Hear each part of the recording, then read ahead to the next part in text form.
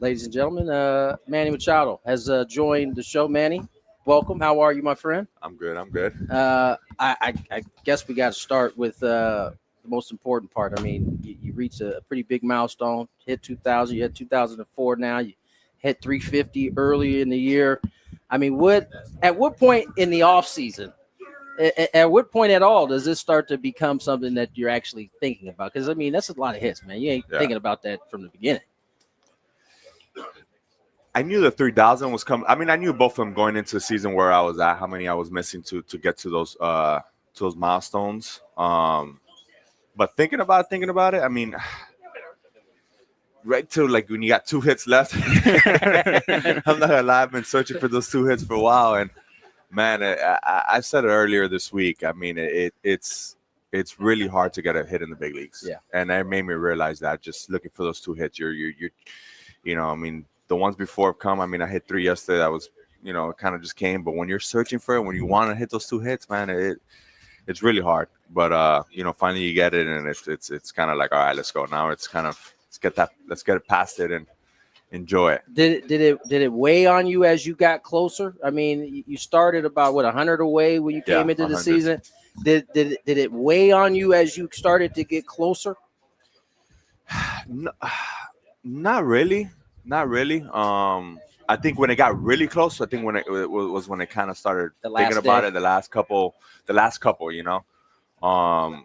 then it didn't help that I kind of got into a little fun going into, Cincinnati and Philadelphia. I'm like, man, those are the 2 places that you want to get hot. I'm like, all right, I'm good. I'm going to these 2 places, get a few homers, get a few knocks, hopefully, get it done on the road. And then, you go to Cincy, we get almost no hit by Nick. And then that whole road trip kind of just went to spot, and I couldn't really get it. But you know what? I think everything happens for a reason. Yeah. It kind of felt good to do it in front of the home crowd and get the standing ovation and do it in front of the people that support you every single day. So I think that it kind of worked out even better. Talking to Manny Machado here on 97.3 The Fan for Friar Friday. And one of the things I love about you is that you love the game and the history of the game and the history behind the stats and all that stuff. And do you ever get to stop and think about 40 years from now, 30, 40 years from now? I know I'm going to be telling my unborn grandchildren that I'm sitting here interviewing you right now because I think you're going to be in the Hall of Fame. But do you ever give yourself the ability to stop and think about how you're going to be remembered? Not really, honestly. Not really. I love living in the moment. I people ask me, how's it feel to hit 2,000 hits? Were you even thinking about that?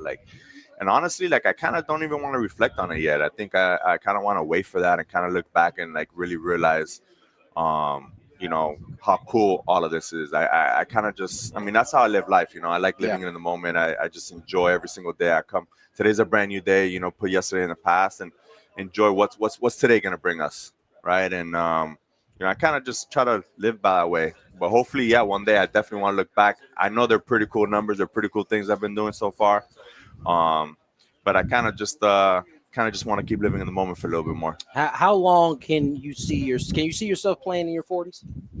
I mean, I got no choice. I got no choice. Deeper into your 40s, can you see yourself? I mean, how this game is going, probably not. But yeah, I mean, I'm gonna try to. I mean, look, there's 2 sides of things, right? There's obviously I'm gonna be a little bit older. The game's gonna be younger. Game's probably gonna be faster. I mean, when I came up 10 years ago, I mean, it was average. You had 2 guys in the bullpen throwing 96. Right. I mean, you have 2 guys throwing 96 now, and everybody else is throwing harder than that. Right. Right. That's the lowest now at this point. So, is the game gonna be at that level when I'm in the 40s? Who knows? But on the flip side of that, I mean, there's going to be technology. There's going to be stuff that you can do a lot better to take care of your body a lot better. You're going to be able to recover faster. And I think, me knowing myself, I'm probably going to be ahead of that curve on trying to take care of my body as best as I can. Talking to Manny Machado here on Friday 97.3 The Fan. And I want to know, because you hit number 2,000 was a hard hit single. Number 2001, a homer. Would you have switched those in your mind? Or are you happy with how it played out? No, I think I'm good how it played out. I think it's better kind of just to have that moment for yourself and kind of just sit. Man, I would have preferred a double, honestly. Okay. I would have preferred a double than a single.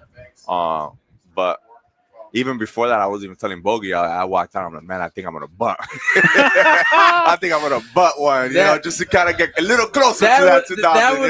That would have been memorable if you would have bunted on your 2000 hit. Let me ask you, because you obviously knew, you talked about earlier, coming in 100 short. Did that help you like lock in early in the season? Typically, you're a little bit of a slower start, but from the get go, you've been the same guy all season long. Yeah. Maybe. I think I kind of started when the season started. I didn't even have that number in it, and then I kind of got hot and started hitting 2-3 hits, 2-3 hits, 2-3 hits, 4 hits here and there. Got really hot at one point, and that number started creeping up, and I was like, man, you look up and you're May, and you're like, man, you're only like 20, 30 away. Like this is a possibility you can get even before your birthday. So that kind of got pretty cool. And I was trying to reach it before my birthday. Obviously, it didn't happen. But yeah, I mean, that number was. I think as the season got on, I think it got a little bit more realistic. Yeah. As you know, we've been rolling along in this season, and you've reached these milestones, and we turn to the rest of the season as you guys turn to the second half. What are some of the things you think the ball club has got to improve on in order to get where you guys are trying to go? Everything. Yeah. Everything. I think you can't just be like we're good at one thing, we're not in the other. No, I think we got to improve. There's room for improvement in all aspects of our game. Our best bullpen is our best bullpen right now. It's our best bullet. I think there's room for improvement there as well. Obviously, our offense hasn't really been performing as the last 2 months as we started off, but we've had a pretty good record here in the second half as of late. So. And we know we've been underperforming a little bit as a group, as a team. Yeah. But I know we got a lot left in the tank. There's always, I always talk about the roller coaster, and this is a roller coaster. And it always is. We got that bad part out of the way early, which is a good thing. And, hopefully the second half, we're better. But yeah, there's a lot of improvement for a lot of things as a ball club. If we want to ultimately, reach our goal, which is winning a championship, we got to be great at all aspects of our game. Talking to Manny Machado here on Friar Friday, 97.3 The Fan, and you're facing some good pitching with the Phillies this weekend.